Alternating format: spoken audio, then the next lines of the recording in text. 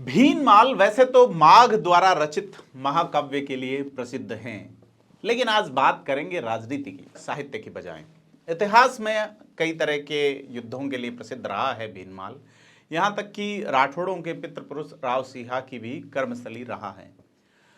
और अगर राजनीति की बात करें तो सीट ऐतिहासिक रूप से कांग्रेस की थी, लेकिन पूरा राम चौधरी के रूप में एक ऐसे व्यक्ति यहाँ आए और इन्होंने समीकरण बदले, और अब तो लगातार तीसरी बार वो बीजेपी के विधायक के बतौर यहाँ मौजूद हैं और अभी भी ताल ठोक रहे हैं। हालांकि कभी कांग्रेस का जब दौर चला करता था तो प्रभाव इतना था कि इंदिरा गांधी की खिलाफत में, जहां पूरे देश में कांग्रेस सिमट गई थी, उस दौर में भी सूरजपाल सिंह दासपा यहां से 1977 में चुनाव नहीं हारे थे। सीट की एक और खास बात है कि यहां कुल बने विधायकों में से 9 बार दासपा गांव से जुड़े व्यक्ति विधायक बने हैं। 3 बार सूरजपाल सिंह बने, 2 बार उनके बेटे समरजीत सिंह, और अभी 4 बार विधायक बन चुके पूराराम चौधरी भी दासपा से संबंध रखते हैं। सूरजपाल सिंह, समरजीत सिंह दासपा के रहने वाले हैं और पूराराम चौधरी वैसे तो कावतरा गांव के रहने वाले हैं, जो कि उनके भारी विरोध के बावजूद सांचौर में चला गया, लेकिन वो दासपा के भाणजे हैं। तो ये विधानसभा क्षेत्र भीनमाल जो है, इसकी आज अपन बात करेंगे, ऐतिहासिक और क्या मूड रहता है उस पर। विधानसभा क्षेत्र जो है वो जालोर जिले की 5 विधानसभाओं यानी कि भीनमाल खुद, आहोर, जालोर, सांचौर और रानीवाड़ा को प्रभावित करता है सीधे तौर पे। साथ ही सिरोही जिले की सिरोही विधानसभा और बाड़मेर की गुड़ामलानी विधानसभा को भी यह सीमा साझा होती है। और यहाँ पर अभी लोकसभा के सांसद देवजी पटेल हैं बीजेपी के, जो फिलहाल अपना टिकट सांचौर से फाइनल करवा के खुद अभी संकट से जूझ रहे हैं।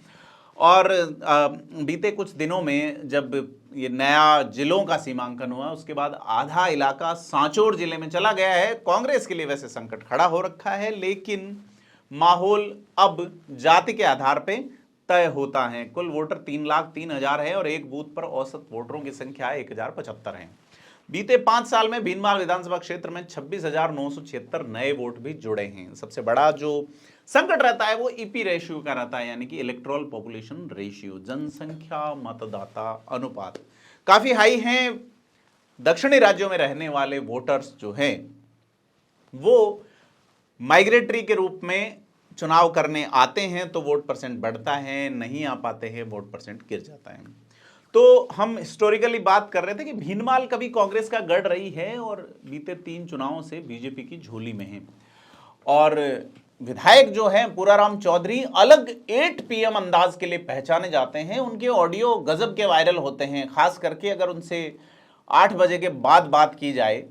वे अपना अलग अलग पैन कार्ड से चुनाव लड़ने के लिए भी फेमस हैं। हालांकि इनकम टैक्स डिपार्टमेंट कहता है एक व्यक्ति का एक ही पैन नंबर होता है, लेकिन पूराराम तो पूराराम हैं, जिसके लिए उनके पड़ोसी सीट के कांग्रेस के नेता कहते हैं कि पूराराम अपनी फिल्म की पटकथा के खुद लेखक हैं, खुद उसे डायरेक्ट करते हैं, खुद प्रोड्यूस करते हैं, खुद एक्टर हैं और सभी कुछ वो अपने आप में खुद हैं। भाजपा संगठन भी पूराराम को ज़्यादा ऐसा नहीं लेते कि वो एक अनुशासित सिपाही हैं। टिकट कटने की बात चल रही है।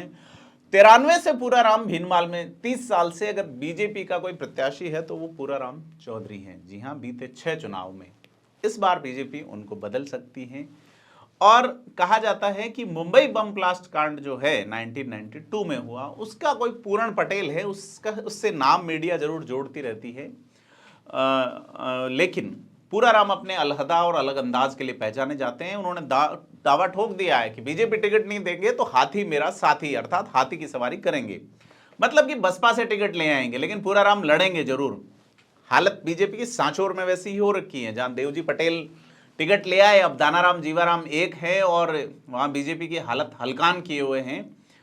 तो निश्चित तौर पे वहां का जो समीकरण है उसका असर भीनमाल में भी पड़ेगा। तो ये जो भीनमाल सीट है 1962 के चुनाव में पहली बार बनी थी। जोधपुर जिले के रणसी गांव निवासी मालम सिंह यहां से पहले विधायक बने थे। उन्होंने कांग्रेस के टिकट पे चुनाव लड़ा और ऊक चंद को 323 वोट से हराया। 1967 में इस इलाके में स्वतंत्र पार्टी की एंट्री होती है। स्वतंत्र पार्टी महारानी गायत्री देवी जयपुर जिन्होंने, और गांव भीनमाल विधानसभा क्षेत्र का ही तिलोड़ा, बागोड़ा तहसील का गांव, वहां के एक नौसैनिक हुआ करते थे आयदान सिंह, उनको टिकट दिया। उन्होंने मालम सिंह जो कि जोधपुर के रहने वाले थे, रंसी के, उनको 1792 वोटों से हराया। अब 72 का चुनाव जो है वो इंदिरा गांधी की लहर थी, क्योंकि पाकिस्तान के 2 टुकड़े कर दिए, ऐतिहासिक जीत का स्वैग था।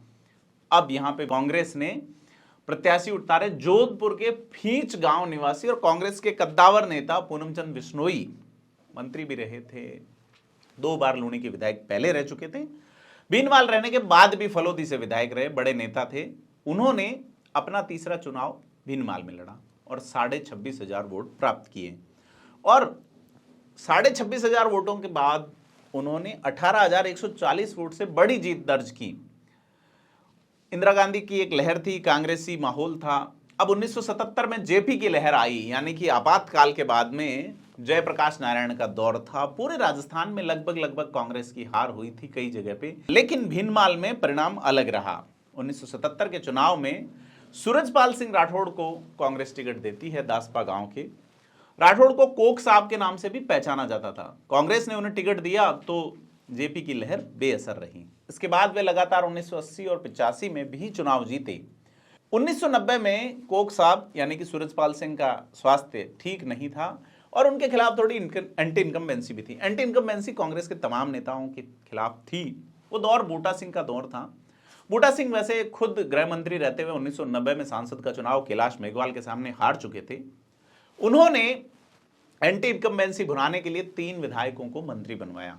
इनमें सूरजपाल सिंह भी थे, जालोर से मंगीलाल आर्य थे और सांचौर से रघुनाथ बिश्नोई। कांग्रेस का टिकट सूरजपाल सिंह चूंकि स्वास्थ्य ठीक नहीं था, ऐसे में उनके सहयोगी रहे प्रेम सिंह दैया टिकट ले आए। चर्चा भी चलती है कि प्रेम सिंह दैया जो है वो सूरजपाल सिंह का सारा काम देखते थे और अपना एक अलग कार्ड फेंक के टिकट ले आए। प्रेम सिंह दैया भैरव सिंह शेखावत के रिश्तेदार भी हुए बाद में, जो मुख्यमंत्री बने। और प्रेम सिंह जो है वो कांग्रेस का टिकट ले आते हैं। बीजेपी खड़ा करती है महिपाल सिंह दासपा को, लेकिन महिपाल सिंह दासपा नहीं जीत पाते और हार जाते हैं करीब 3500 वोटों के अंतर से। 1993 में मुंबई के व्यवसायी पूराराम की एंट्री होती है चुनाव में और बीजेपी का खाता खोलते हैं। 93 में पहली बार बीजेपी भीनमाल में जीतती है, वो प्रेम सिंह दैया को हराते हैं। अब 1998 के चुनाव में सूरजपाल सिंह जो थे, उनके बेटे समरजीत सिंह को कांग्रेस टिकट देती है। सूरजपाल सिंह का 93 और 98 के चुनाव के बीच में निधन हो जाता है। प्रेम सिंह दैया बीजेपी में आ जाते हैं, लेकिन टिकट मिलता है समरजीत सिंह को। डॉक्टर समरजीत सिंह, जी हाँ, वो राजनीति विज्ञान में दल बदल कानून विषय पर पीएचडी कर चुके हैं और अलग छवि के राजनेता हैं। सचिन पायलट खेमे के माने जाते हैं।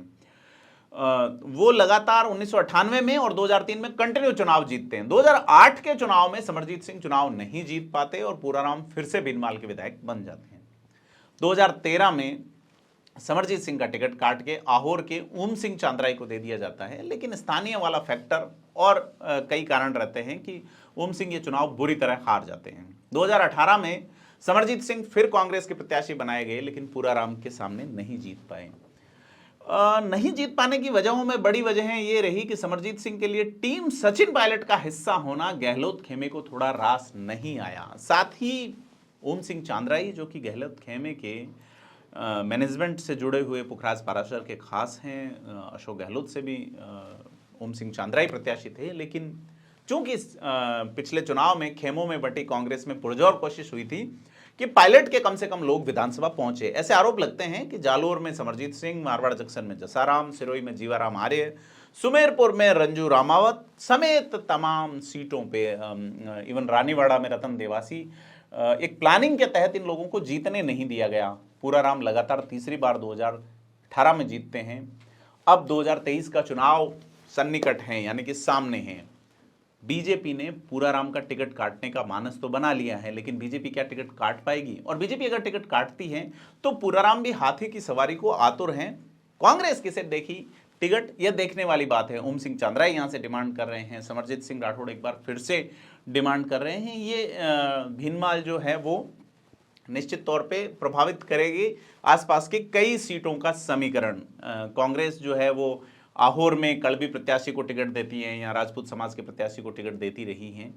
ऐसे में जो कास्ट फैक्टर है, कास्ट मैनेजमेंट है, यहाँ अलग तरीके से चलता है। जब जब समरजीत सिंह खड़े होते हैं, नंदा डगला जो है वो भील समाज में की नेता हैं, वो यहाँ से आके चुनाव लड़ती हैं और वो एक बड़ा वोट बैंक, कांग्रेस का मूल वोट बैंक है, वो ले जाती है। उसके अलावा विश्नोई समाज, मुस्लिम समाज बहुतायत में है। तो इस बार चुनाव बड़ी टक्कर का होने वाला है। अगर पूराराम को टिकट नहीं मिलता है तो किसे मिलेगा? यहाँ से बीजेपी के बड़े नेता सांवलाराम देवासी का नाम चल रहा है, तमाम तरीके के नाम चल रहे हैं।